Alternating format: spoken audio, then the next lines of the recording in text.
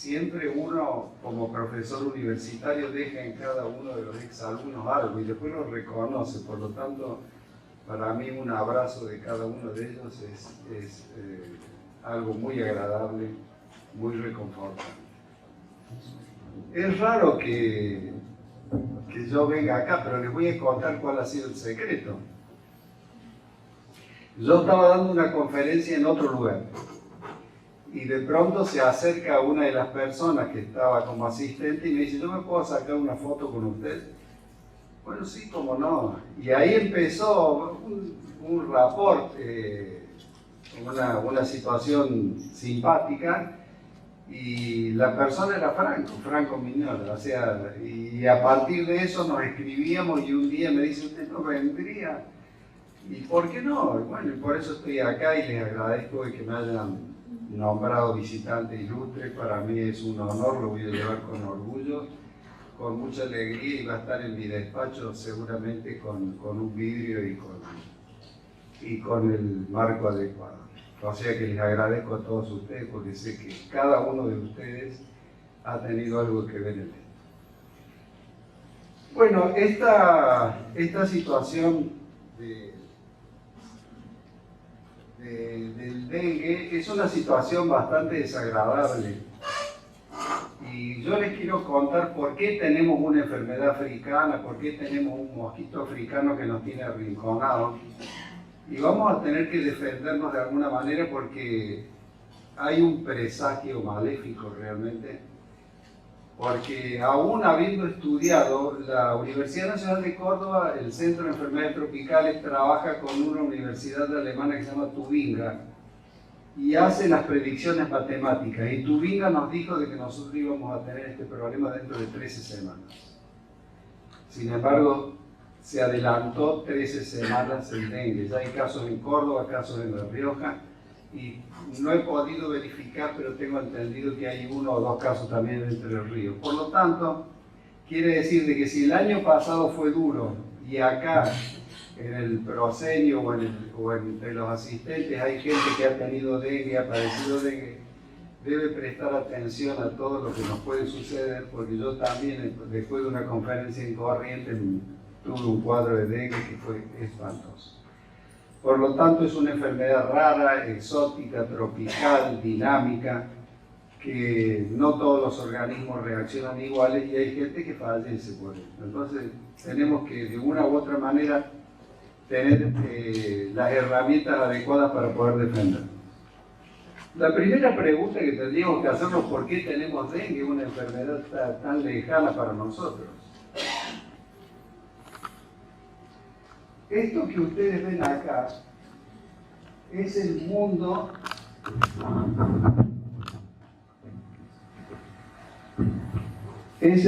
que ustedes conocieron cuando eran niños, cuando iban al colegio, y las mañanas frías, el rocío matinal nos mojaba la punta de los zapatos.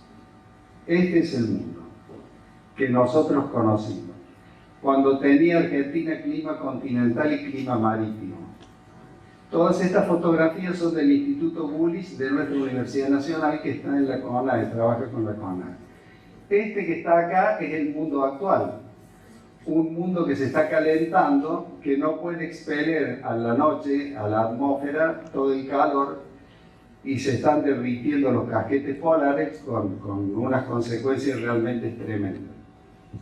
En la época esta, cuando hacía frío, muchos compañeritos en el colegio tenían una cosa que se llamaba sabañón, acá en la oreja o en los dedos.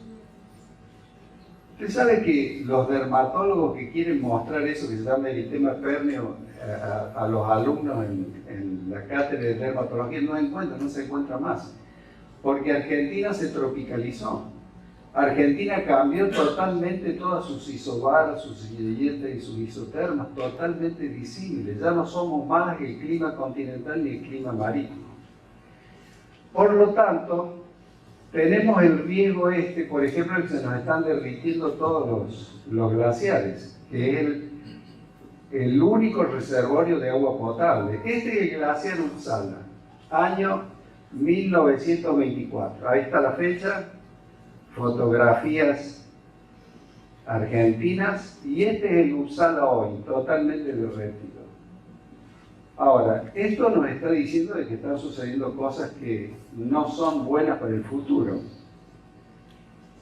Esto es Córdoba con el bosque nativo, para que puedan interpretar las cosas que nos están pasando.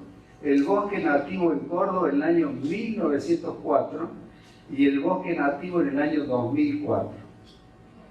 Ahora, si yo les mostrara esta fotografía del año 2024, sería para llorar nada más. O sea que la frontera agrícola crece, pero no reforesta. Entonces todos los días tenemos fenómenos climatológicos que son ocasionados por el hombre. No crean que esto es la naturaleza. Es la falta de respeto a la naturaleza el problema que tenemos, aún con pila nueva, es como que nos hemos clavado acá. Esto, por ejemplo, para ver, miren ustedes lo que son los cajetes polares, este es el Ártico. El Ártico se está derritiendo totalmente. Pero esa consecuencia de derretirse el Ártico va a los mares. Todo el agua esa va a los mares. Y los mares han crecido 7 metros en su superficie. Van a ver ustedes el problema que tenemos y cuál es la relación con este tipo de enfermedades, ¿no? Y observen estos. Vuelvo de nuevo al Ártico. Septiembre de 1984, septiembre del 2016. Queda nada más que una tercera parte. Pero la Antártida le pasa lo mismo. O sea que el ser humano en algún momento no va a tener agua potable.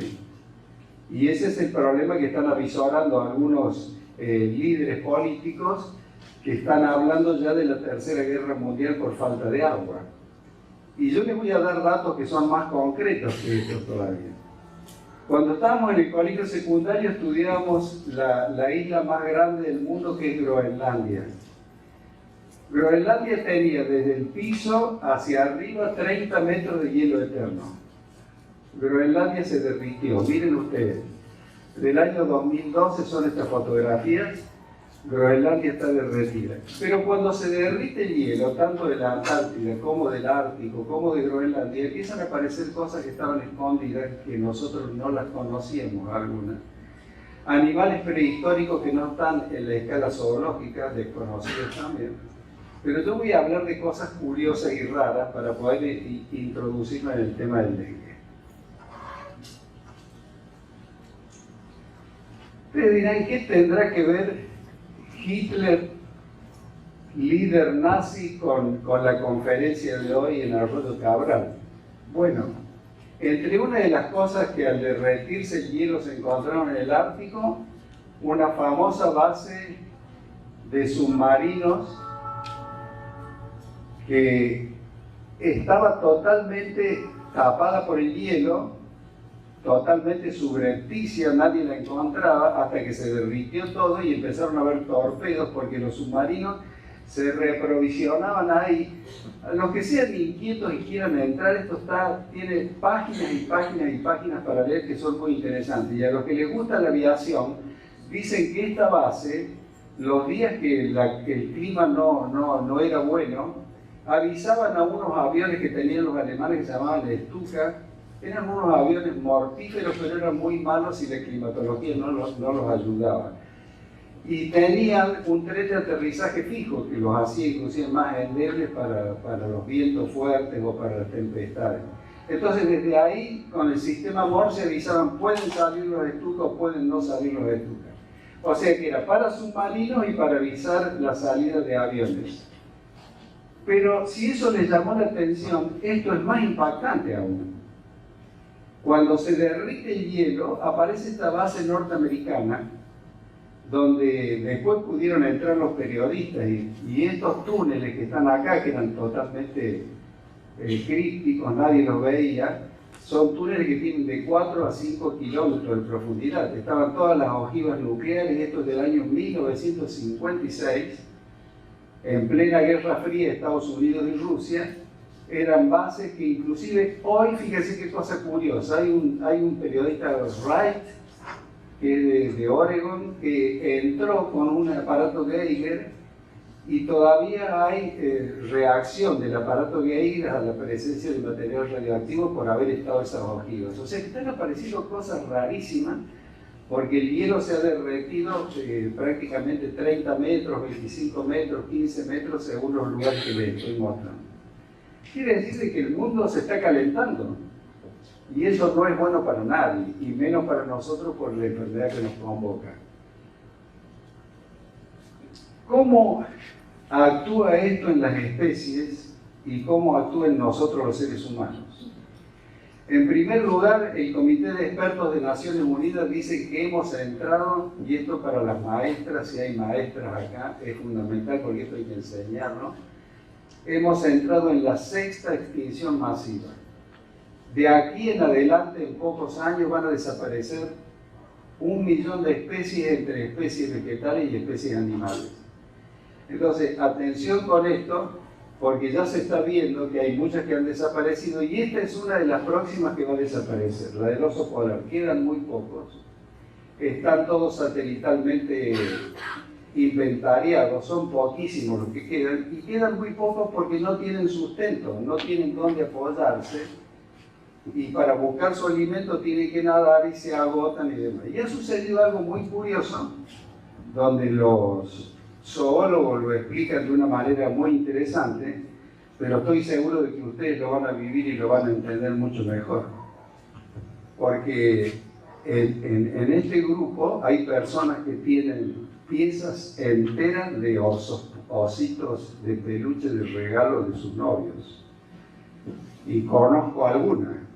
Entonces, ¿qué quiero decirle con esto? ¿Por qué el varón regala cuando está enamorado el osito de peluche? Porque en la relación de la osa con el oseno es muy cariñosa.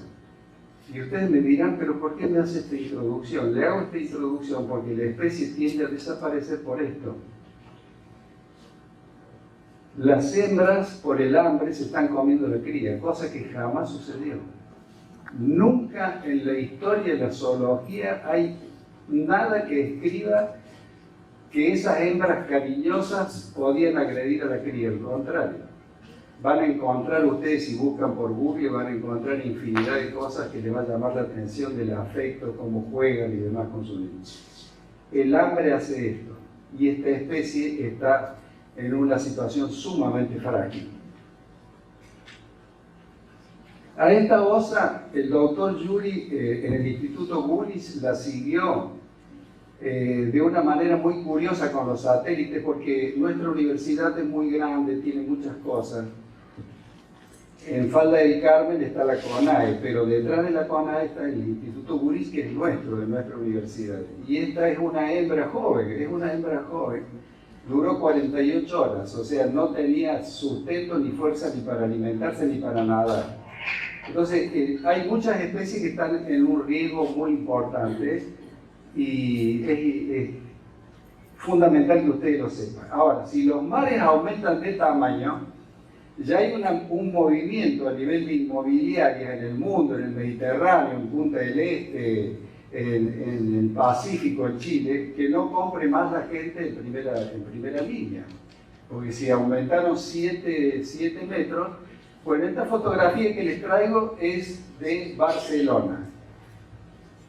La autoridad de Cataluña destruyó todas estas casas, las demolió, inclusive algunos que son también edificios como el que está más allá, que son 4 o 5 pisos, porque evidentemente el mar, al haber subido su superficie, prácticamente la hacía inhabitable. Pero algo más cerca nuestro, la pila, doctor Franco, algo más cerca nuestro, ¿no? Esto es Chile, Viña del Mar y Hong Kong. Estos edificios son absolutamente nuevos. No estaban todos vendidos, pero los que estaban se vendían a $500.000 cada uno de los departamentos, los tuvieron que abandonar y los van a derruir. ¿Por qué? Observen ustedes el mar cómo entró el Pacífico y está destruyendo todo. Y esto que ven acá, estoy seguro que los viajeros que asiduamente han ido para Chile lo deben recordar, a este hotel que estaba acá cerca del mar, estoy hablando de Hong Kong y demás. O sea, esto que prácticamente abandonado totalmente y va a la destrucción total. ¿Qué significa esto? Significa simplemente de que los mares están aumentando, la temperatura está aumentando y todos los días vamos a tener problemas meteorológicos. ¿Y por qué? Se los explico.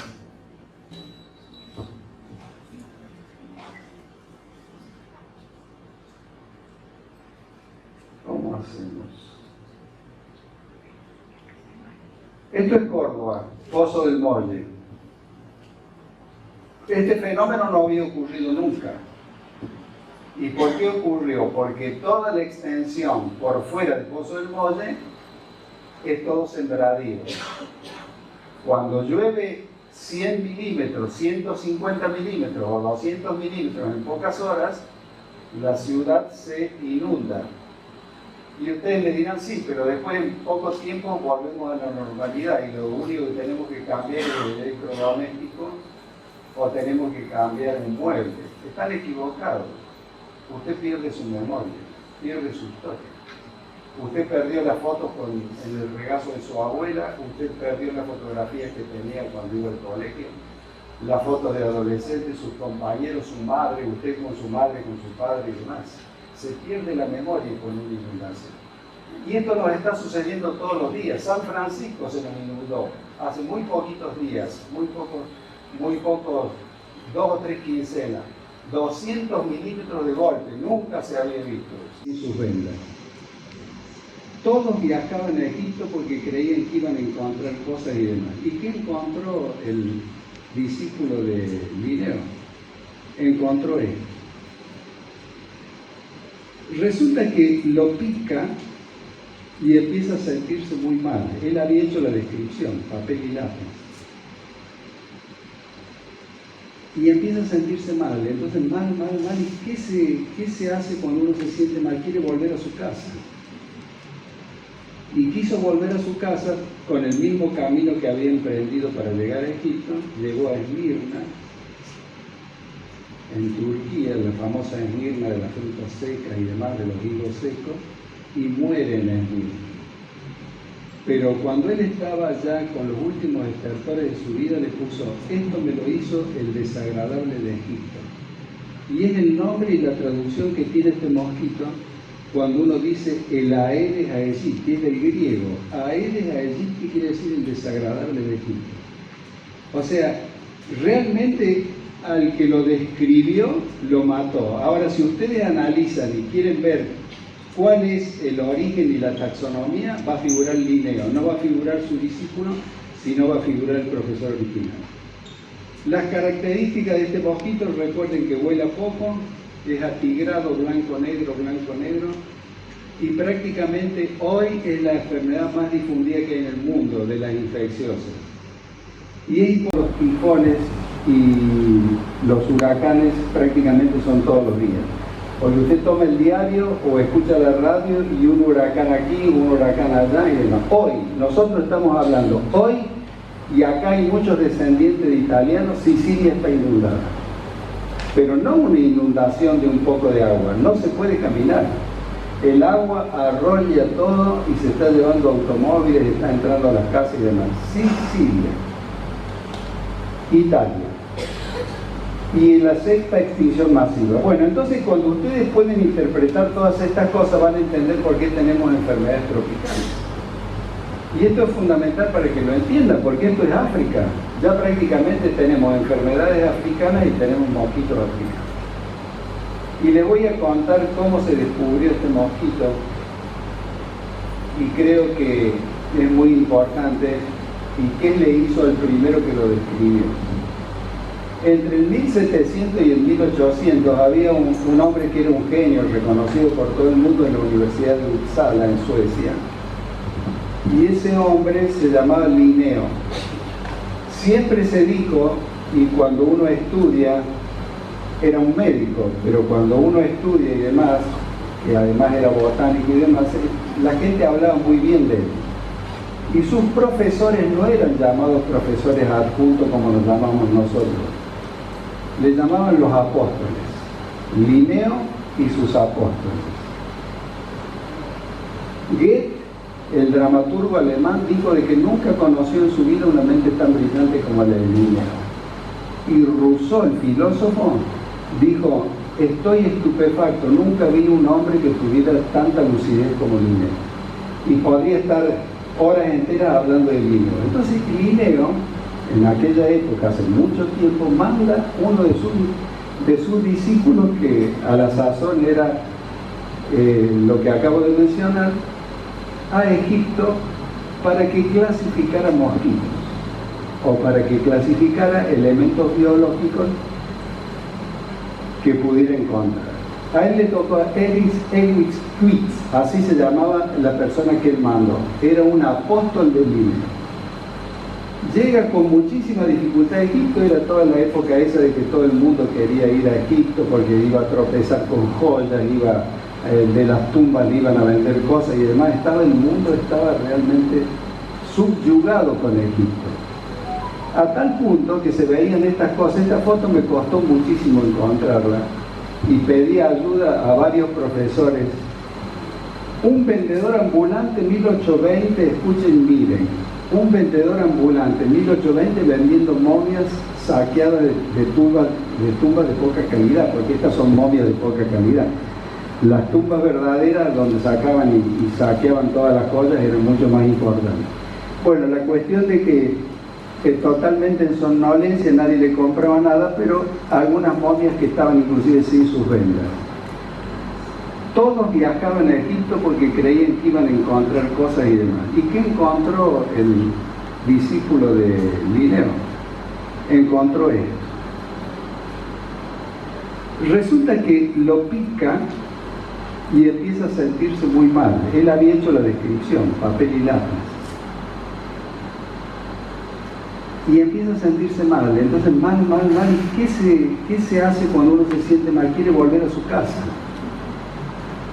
Y quiso volver a su casa con el mismo camino que había emprendido para llegar a Egipto. Llegó a Esmirna, en Turquía, la famosa Esmirna de las frutas secas y demás, de los higos secos, y muere en Esmirna. Pero cuando él estaba ya con los últimos estertores de su vida, le puso: esto me lo hizo el desagradable de Egipto. Y es el nombre y la traducción que tiene este mosquito cuando uno dice el Aedes aegypti, que es del griego. Aedes aegypti quiere decir el desagradable de Egipto.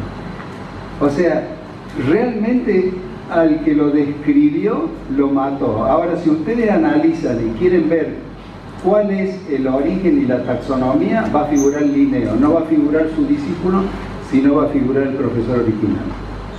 Las características de este mosquito: recuerden que vuela poco, es atigrado, blanco-negro, y prácticamente hoy es la enfermedad más difundida que hay en el mundo de las infecciosas. Y es importante que sepan que hoy los mosquitos matan más que cualquier otra enfermedad o grupo de enfermedades.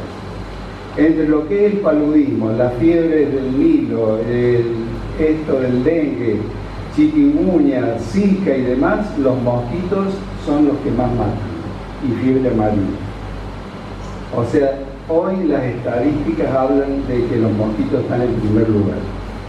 Y esto es lo que ustedes pueden ver de lo que es el planiferio con la contaminación del dengue. ¿Por qué? Porque el mundo se tropicalizó. Perdón, ¿están cansados? ¿Quieren que vaya más rápido? El mundo se tropicalizó. Entonces ustedes por ahí quieren saber, pero ¿por qué se tropicalizó? Bueno, hay muchas teorías, pero hay una que me gustaría que las maestras las estudiaran, que son las famosas células de Hartley. Las células de Hartley están aquí, en el Ecuador, más o menos a una longitud de 20 grados, y son las responsables, según la que esté a la izquierda o a la derecha, o dicho de una manera o de la otra, de la desertificación o de la inundación. Porque no sé si sabían que hasta el Sahara ha tenido una pequeña inundación, el desierto. Evidentemente que eso es pasajero, pero inundación al fin. Entonces es importante, y están todos los científicos de todas las categorías y las disciplinas estudiando hoy las células de Hartley. Presten atención a eso porque lo van a empezar a ver a través de los diarios y demás. Pero veamos qué es lo que ha pasado con el dengue en Argentina. El dengue prácticamente nosotros lo desconocíamos, o sea, los que tuvimos la oportunidad de trabajar en el extranjero, a mí me tocó, por ejemplo, estar muchos años en Francia, y en Francia nosotros atendíamos a toda la gente que venía de las colonias francesas, del Chad, Senegal y demás. Entonces venía gente con fiebre, con enfermedad del sueño, una cosa que en mi vida había visto, la Dracunculus medinense, una filaria que nunca habíamos visto, y había mucho dengue, internados en la Pitié Salpêtrière de París. Ahora, nosotros acá en América no teníamos este problema. Fíjense qué poquito que había en el 94, cómo fue creciendo, y ahora les quiero mostrar, acá me puso el profesor Thomas, que es el adjunto nuestro, me puso esta flecha con muy buen criterio, porque no se ve una línea que yo le había hecho. ¿Cuál es la línea que yo le hice? Paralelo 42, geográficamente. El paralelo que cruza Neuquén y Río Negro.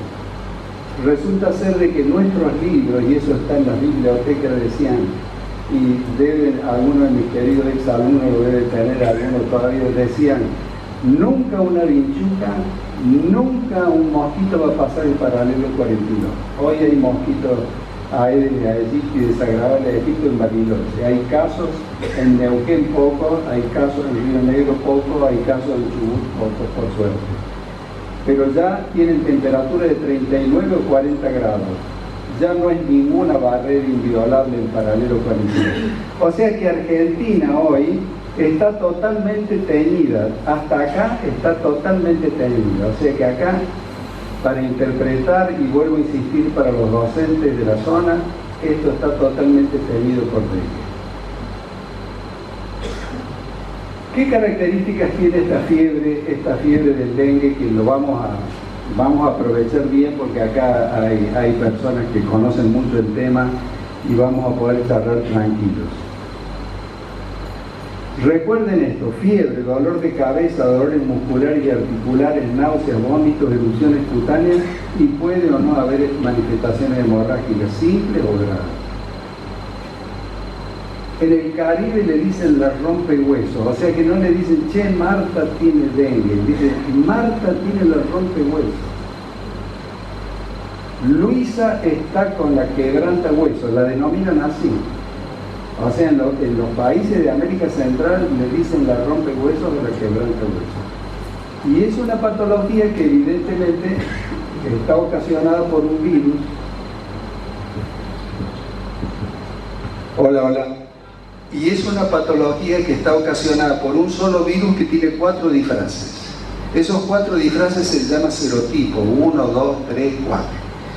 Y hace poco nosotros no teníamos el 4 e inmediatamente hubo una movilización y una precaución enorme, porque vino un señor de Cuba, viajero, a Córdoba, pero se pudo aislar porque no vino en periodo de viremia, y los que están eran el 1 y el 2, y en algunos bolsones en Río Negro y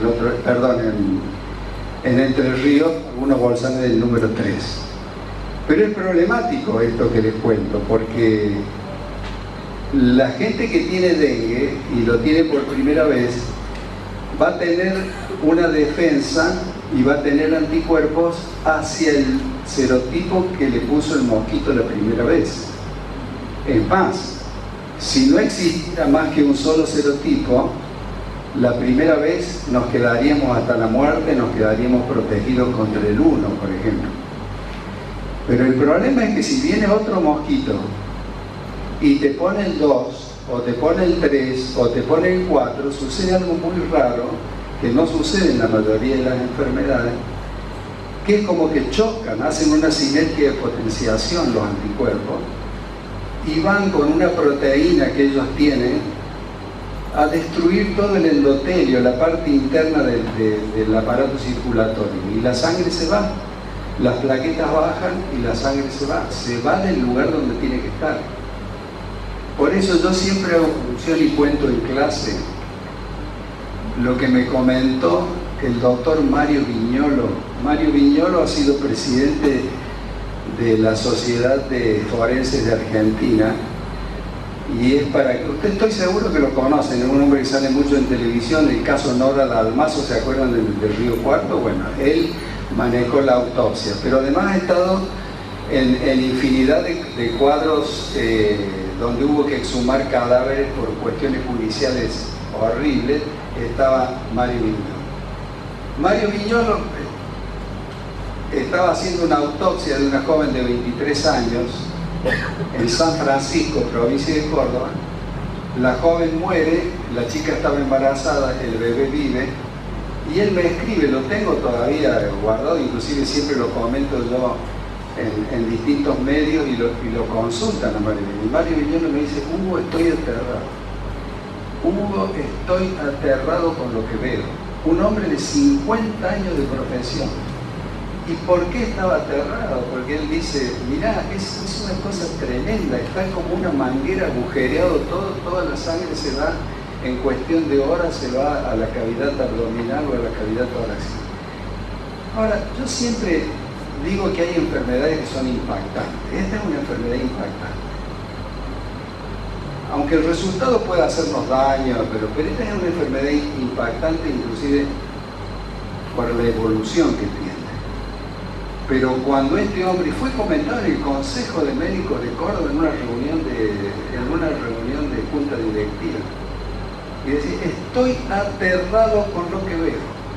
Lo consultaron de todos lados, Radio Mitre, Radio Rivadavia, de todos lados del país lo consultaban, salió en televisión, inclusive compartió 2 conferencias con nosotros donde hizo una descripción anatomopatológica perfecta de qué es y cómo mata esta enfermedad cuando hace el cuadro hemorrágico. Recuerden el nombre, Mario Viñolo. A los inquietos busquen Mario Viñolo y van a ver las descripciones que hace. Esto lo van a explicar todos los colegas míos. Esto es realmente lo que sucede, las distintas etapas. Es cierto que hay algunos que son asintomáticos, que no tienen ningún síntoma, ni se dieron cuenta que lo tuvieran, pero eso es peligroso, porque el que sabe que se va a cuidar y va a extremar los recaudos.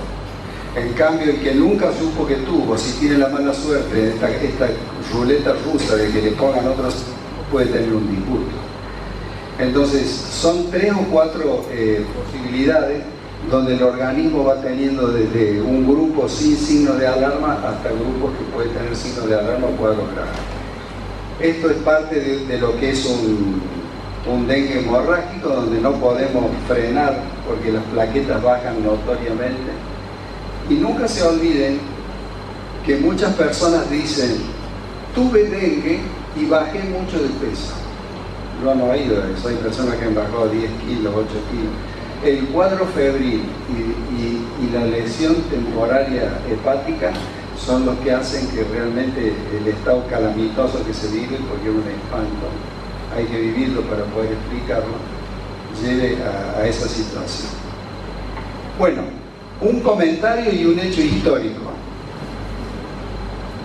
En el año 1871, para que vean qué dañino que es este mosquito, en el año 1871, presidencia de Sarmiento, volvían de la guerra de la Triple Alianza los soldados argentinos victoriosos.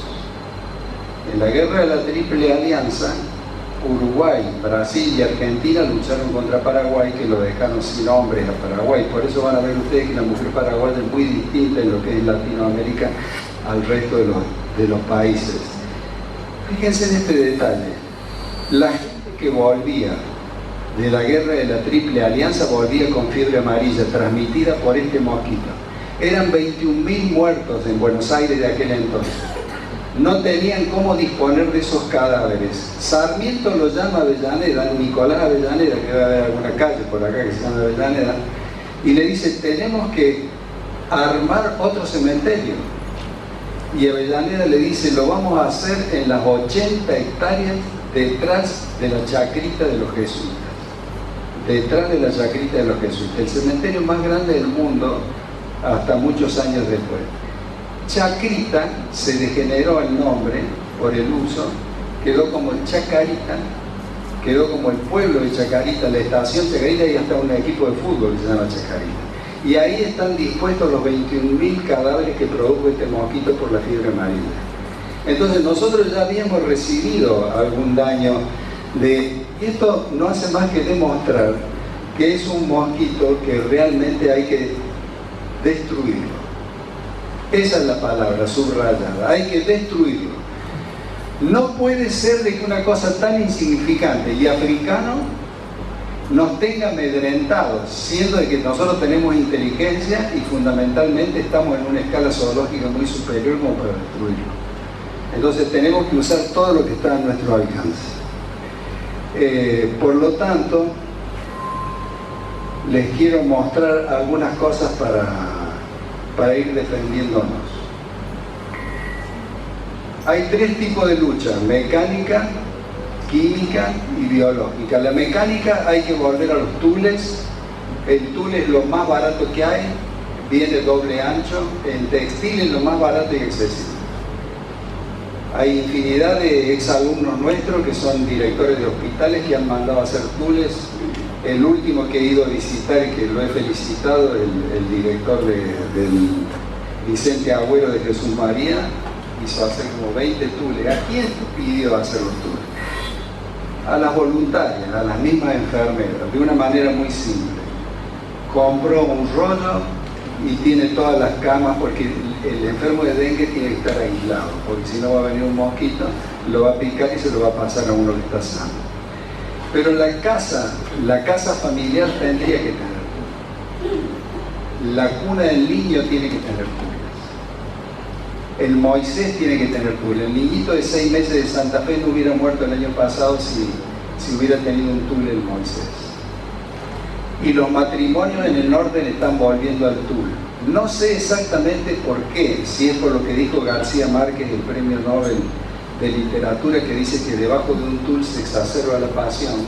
Quizás dijeron, solucionemos el problema marital y solucionemos el problema del dengue. No lo tengo claro todavía, pero que están volviendo al tul, están volviendo al tul. La lucha, recuerden que hay una tela plástica ahora que nosotros del Centro de Enfermedades Tropicales les enseñamos a la señora con la tijerita de su casa a cortarla y poner cuatro abrojos en cada extremo, se pega, es muy accesible. Ya no es más que tiene que llamar al licenciado en tela metálica que ponía el marco, que era un espanto, 5 meses de sueldo para pagar eso ya no es más. La lucha química tiene que ser una lucha coherente, criteriosa y continua.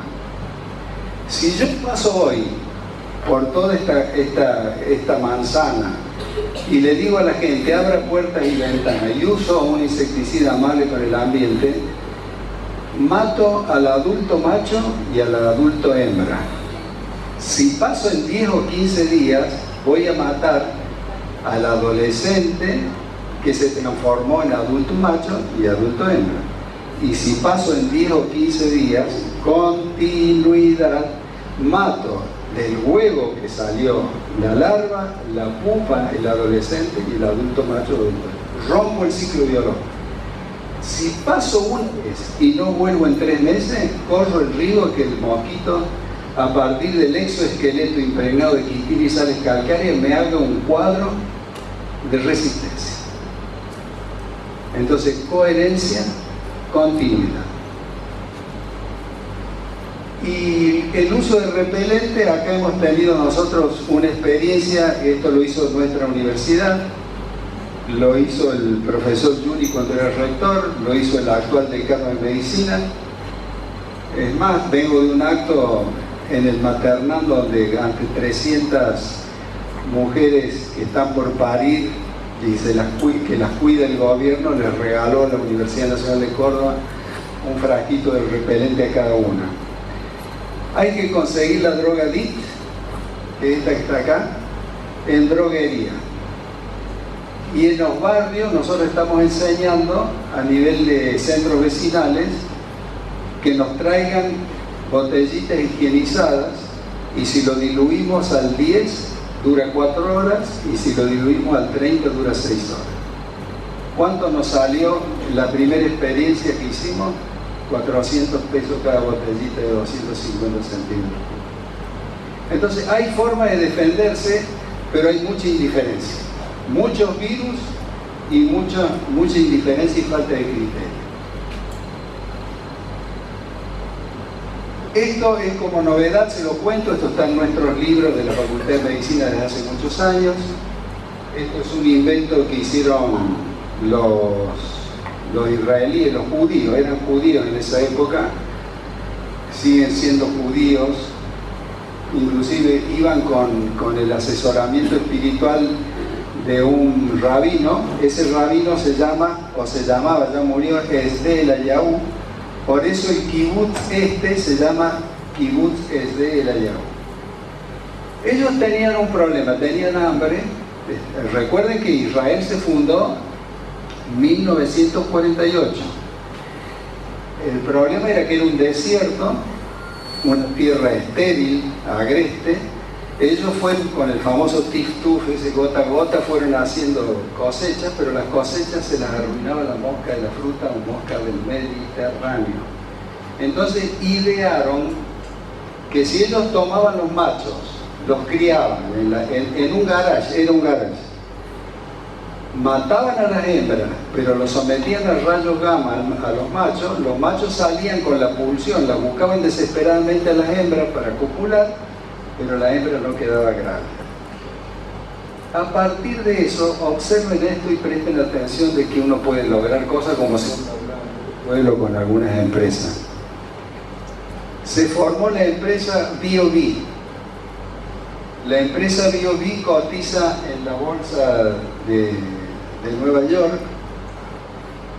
No sé por qué, doctor, que tengo problemas. Bueno, la cuestión que esa misma infinidad de manzanas en Israel, sucursales en Reino Unido, sucursales en Estados Unidos, sucursales en Australia.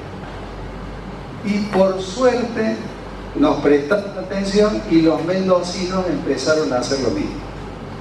¿Qué hacen los mendocinos? Con los dos objetivos. Eso que han leído ustedes, mosquitos rojos. Entonces los mendocinos tienen dos objetivos. Primero, solucionar el tema de la mosca de la fruta. No sé si alguien viajó a Mendoza últimamente, que el automóvil tiene que pagar una cuota de algo y le van a tirar un insecticida a la rueda y demás. Eso es para la mosca de la fruta. Entonces los mendocinos con esto solucionan dos cosas: el dengue, los mosquitos de esto, y solucionan el tema de la mosca de la fruta porque ellos tienen mucha producción. La cuestión de que ustedes dicen el mosquito rojo, no, el mosquito rojo no existe. Ellos le han puesto un pigmento porque los primeros 10.000 le dijo no maten a los mosquitos rojos. Es por eso, para que duren un poco más. Pero ahora lo está haciendo la Municipalidad de Ezeiza también, y Córdoba va a entrar dentro de muy poco tiempo, la municipalidad, y también la que está prácticamente en la cola para largar es Tucumán. Tucumán, nosotros tenemos una muy buena relación con la Facultad de Medicina, y por eso, bueno, no, pero vos sabés que es un problema. Ahí está. Bueno, entonces para ir más o menos redondeando esto, porque creo que lo más interesante de esta reunión va a ser la mesa redonda, voy a hacer un comentario de lo que es la vacuna que tenemos hoy para perder un poco de temor, y les voy a explicar cómo está conformada y les voy a dar una primicia de algo que nos va a dar muchas satisfacciones en poco tiempo. ¿Ves que no anda? La vacuna que nosotros estamos usando en este momento es la vacuna tetravalente, o sea que es una vacuna de origen japonés, Takeda, Instituto Takeda, que nos cubre y nos protege 5 años contra los 4 serotipos, a partir de los 4 años hacia arriba. Menos embarazadas, menos mujeres lactando, menos HIV, o sea quien padezca una enfermedad que baja la defensa, menos tratamientos contra el cáncer, o sea, todo aquello, menos un diabético incoercible, todo aquello que baje nuestras defensas no es bueno para esta vacuna. ¿Por qué? Porque es una vacuna que está hecha con un virus vivo atenuado, Esta vacuna fue probada prácticamente en los 5 continentes. Y les voy a explicar de una manera simple cómo la argumentaron los japoneses. Porque nuestra cátedra tuvo la suerte de estar en la vacuna francesa que no dio resultado para los que padecían dengue, o sea, para no tener formas graves, pero hubo algunos accidentes de la vacuna del doctor Gentilini y la francesa con los vírgenes de dengue. Entonces miren lo que hicieron los japoneses. Los japoneses tomaron los japoneses tomaron el serotipo 2, que es uno de los más impactantes. A estos serotipos, explicación para que se entienda. Le fueron sacando trocitos genéticos. ¿Lo ven a los huequitos? Esos trocitos genéticos. Y en cada uno de esos lugares vacíos de los trocitos genéticos, le fueron colocando trocitos del 1, del 3 y del 4. Por eso constituyeron uno que tiene todo y por eso se llama vacuna tetravalente. Entonces es una vacuna que realmente es buena. Te evita, por ejemplo, que hagas un cuadro grave de hemorrágico, un cuadro grave de dengue común. Ellos sacaron material del virus del dengue que está acá y fabricaron la vacuna de esa forma. Además, el organismo contralor argentino, y la prueba que es lo que está en Bordeaux es la vacuna y lo que está en celeste es placebo, o sea, agua destilada. Entonces hicieron la prueba. Para la parte local, sería esto, lo local, que dio dolor, alguna molestia en el lugar de inoculación.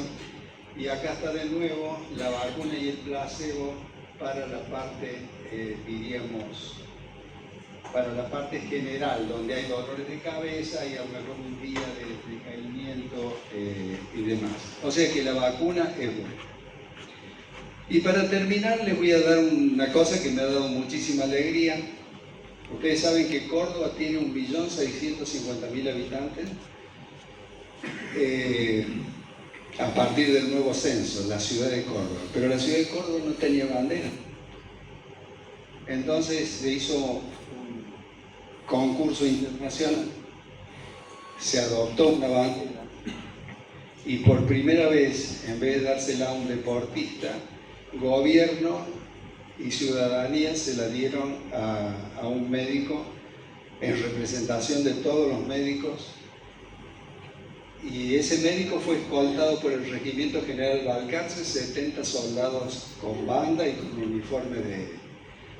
uniforme de gala, y fue realmente extraordinario porque estaban todos los gobernadores de la región centro, todos los rectores de universidades, estaban todos los intendentes, y lógicamente nuestro actual gobernador, que fue uno de los que votó para que un médico pudiera tener la bandera de Córdoba. O sea que les agradezco infinitamente, disfruten con nosotros todo esto y ustedes, colegas queridos, sepan que tienen parte de estos cambios. Muchas gracias.